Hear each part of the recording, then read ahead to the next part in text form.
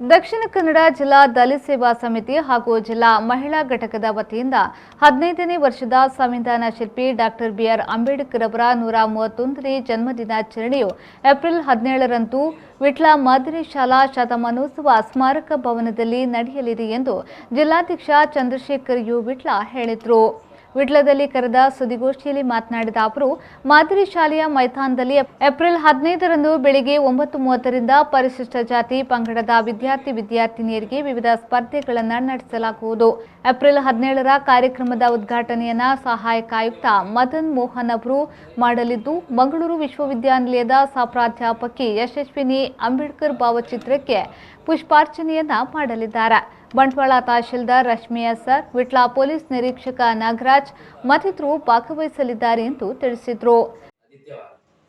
ಜಿಲ್ಲಾ ಮಟ್ಟದ 15ನೇ ವರ್ಷದ ಸಂವಿಧಾನ ಶಿಲ್ಪಿ ಡಾಕ್ಟರ್ ಬಿಆರ್ ಅಂಬೇಡ್ಕರ್ ಅವರ 131ನೇ ಜನ್ಮ ದಿನಾಚರಣೆಯನ್ನು ಸರ್ಕಾರಿ ಮಾದರಿ ಹಿರಿಯ ಪ್ರಾಥಮಿಕ ಶಾಲೆ ವಿಟ್ಲ ಇದರ ಸಭಾಂಗಣದಲ್ಲಿ ನಡೆಸಲಿದ್ದೇವೆ. ಈ ಒಂದು ಸಭೆಗೆ ಮುಖ್ಯವಾಗಿ ಕೆಲವು ವ್ಯಕ್ತಿಗಳನ್ನು ನಾವು ಸನ್ಮಾನಿಸಲಿದ್ದೇವೆ.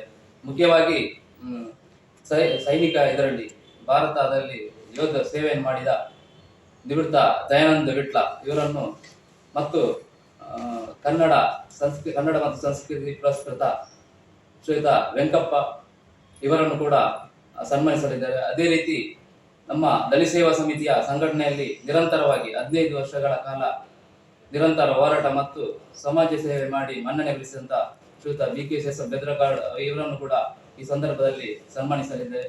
ಅಲ್ಲದೆ ಇತರ ನಮ್ಮ ಸಂಘಟನೆಯಲ್ಲಿ ಸಕ್ರಿಯವಾಗಿ ದುಡಿದ ಹಲವು ಕಾರ್ಯಕರ್ತರನ್ನು ಕೂಡ ಈ ಸಂದರ್ಭದಲ್ಲಿ ನಾವು ಅಭಿನಂದಿಸಲಿದ್ದೇವೆ. ಅಲ್ಲದೆ ದಿನಾಂಕ 15/4/2022ನೇ ಶುಕ್ರವಾರದಂದು ಅದೇ ಶಾಲಾ ಮೈದಾನದಲ್ಲಿ ನಾವು ಪರಿಶಿಷ್ಟ ಜಾತಿ ಪಂಗಡದ 3ನೇ ತರಗತಿಯಿಂದ ಪದವಿ ತನಕದ ವಿದ್ಯಾರ್ಥಿಗಳಿಗೆ ವಿವಿಧ ಸ್ಪರ್ಧೆಗಳನ್ನು ಕೂಡ ಆಯೋಜಿಸಿದ್ದೇವೆ.